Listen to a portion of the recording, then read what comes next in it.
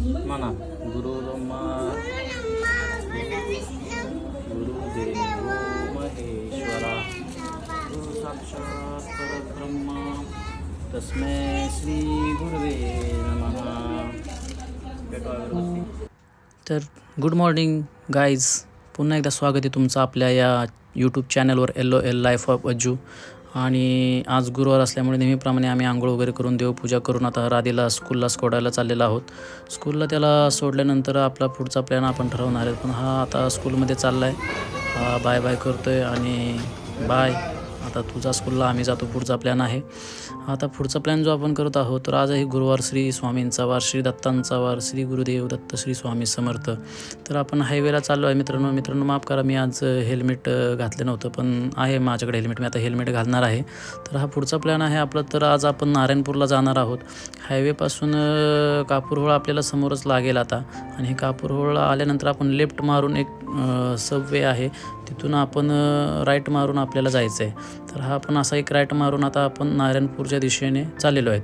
हायवेपासून maximum 10 ते 12 kilometre अंतरावर आपल्याला नारायणपूर हे आपलं तीर्थस्थान लागेल, आणि आपण चाललेलो नारायणपूरच्या दिशेने। आपण इकडे बघू शकता खूप मोठा असा हा डोंगर, आणि त्याच्यावर आणि ह्या डावी हे बालाजी आहे। खूप भाविक इकडे बालाजीला पण प्रति बालाजीला दर्शनासाठी येतात। तसंच पुढं आपण इकडे नारायणपूरला चाललेलो आहेत आपण, काय बालाजीला गेलो, आणि समोर आपण बघताय खूप मोठा हा डोंगर आहे, पूर्ण धुक्याने वेढलेला आहे, आणि हा जो परिसर आहे हा घाटाचा परिसर आहे, त्यामुळं गाडी आपण हळू चालवतो आहे। आणि हे आपण आजूबाजूला पाहू शकता, आपले शेतकरी काका आपले बैल गुरं वगैरे गाय वगैरे घेऊन शेतात चालले आहेत। खूप सुंदर असं दृश्य आणि हे सुंदर असं वातावरण आपण इथं अनुभवतो आहे।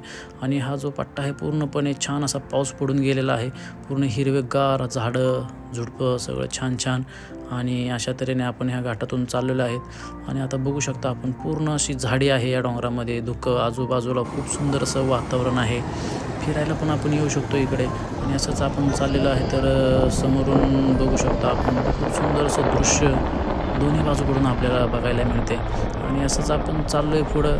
आज ऋषी गाडी चालवते, मी मागून व्हिडिओ बनवते। ऋषी सोबत आला आहे माझ्या आज नारायणपूरला, तो भरपूर ठिकाणी असतो माझ्यासोबत। आणि हा सुंदर असा नजारा, आणि हा टर्निंगला आम्ही आलो असतो, अचानक एक मावशी आल्या असल्या पण त्या थांबल्या, आणि आम्ही गाडी स्लो असल्यामुळे आम्ही पटकन निघून गेलो। आणि हा पुन्हा एकदा आपण बघू शकता, आपल्याला खूप असा हा डेंजर घाट लागलेला आहे। या घाटामध्ये दोन्ही बाजूला पूर्ण हिरवी गडद झाडी आहे, मोठी मोठी झाडे आहेत आणि पूर्ण हिरवी आहेत घाटामध्ये। मित्रांनो गाडी ही सावकाशच चालवतो आहे आपण, तुम्ही पण चालवा, आणि इकडे एकदा अवश्य या तुम्ही। गुरुवार आहे, गुरुवारी पण आपण येऊ शकतो, नाहीतर अदरवाईज तुम्ही संडेला वगैरे येऊ शकता।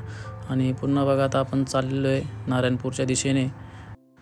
खूप गर्दी असते, आज गुरुवार असल्यामुळं खूप भाविकांची गर्दी नारायणपूरच्या दिशेने असते। पुणे सातारा खूप लांबून लांबून लोक या आपल्या नारायणपूरच्या दिशेने येत असतात।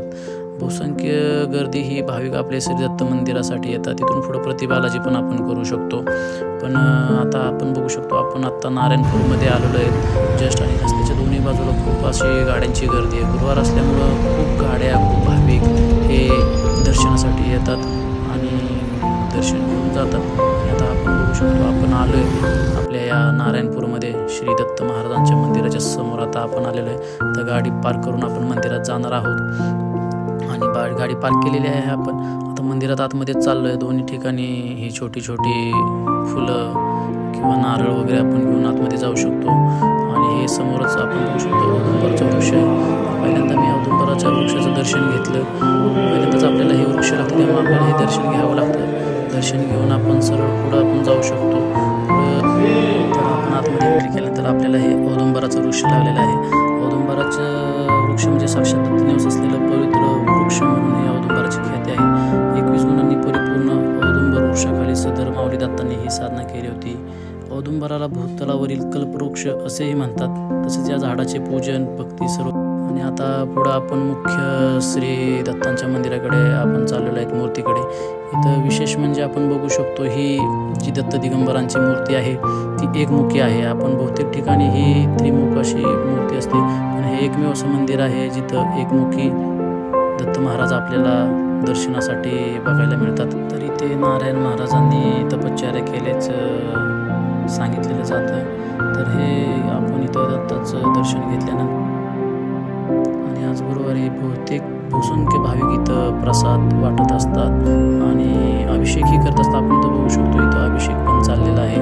खूप असे भाविक इथं अभिषेक पण करतात. गुरुवारी हा अभिषेक दत्तासाठी खूप चांगला असतो, त्यामुळे करावा. आणि अभिषेक करून आपण इकडे पाहू शकतो इथं सगळं गुरुचरित्राचे जे अध्याय आहेत ते अध्यायांचे चित्र रेखाटून आपल्याला दाखवण्याचा प्रयत्न मंदिरामध्ये केलेला आहे. सुंदर असं इथं दुसरं आपण बघू शकतो भजन, दिवसभर असं भजन चालतं. भजन ऐकल्याने कान जरा तृप्त होतात. छान असं इथं वातावरण तयार झालेलं आहे भजनामुळे. आणि इथे आपण दत्तांच्या पादुकांचं दर्शन घेऊन जय जय गुरुदेव दत्ता अत्री ओंचे सुता असा मंत्र इथे जपला जातो. आणि इथं आपण दर्शन घेऊ. आपण पुन्हा चाललेलो आहेत आणि हे दत्त मंदिराच्या शेजारी असलेले पुरातन शिवमंदिराचे नाव नारायणेश्वर मंदिर असं आहे. हे मंदिर आहे जे यादवकालीन आहे. मंदिराचे दगडी बांधकाम अजूनही चांगल्या स्थितीमध्ये आपल्याला बघायला मिळते. यादवकालीन या ज्या मंदिरात आहे, आपण मंदिराभोवती बघू शकतो 5 ते 6 फूट अशी उंच तटबंदी आहे आणि हा परिसर खूप छान आहे. हे जे बांधकाम आहे अतिशय सुंदर असं बांधकाम आहे. आणि इथं बघू शकतो आपण की खूप इथं पण भाविक दर्शनासाठी येतात. खूप छान असं नक्षीकाम, कोरीव काम या ठिकाणी आपण पाहिले. आणि पण जरा एक थोडंसं दुःख वाटलं, ह्या ज्या मूर्त्या आपल्या आहेत तर काहीतरी विकृत लोकांनी हे पूर्वी माहीतच असेल तुम्हाला पूर्ण इतिहास, जे मूर्ती तोडायच्या. ठीक आहे, असो. आता आपण इथं पाहू शकतो आतमध्ये हे स्वयंभू शिवलिंग आहे. इथं भरपूर सोमवारी पण इथं खूप गर्दी असते आणि गुरुवारी पण इथं भरपूर प्रमाणात गर्दी असते. हॅलो गाईज, तर आपण आता हे नारायणपूरचं मंदिर बघितले. खूप छान वाटलं. असं गुरुवारचं दर्शन झालेलं आहे आणि दर गुरुवारी आपण इथे येतो. तुम्हाला वेळ भेटल्यावर तुम्ही पण येत जा. आणि अशा तऱ्हेने हे मंदिर आपण खूप छान असं दर्शन झालेलं आहे. बघू शकता सुंदर असं वातावरण आहे.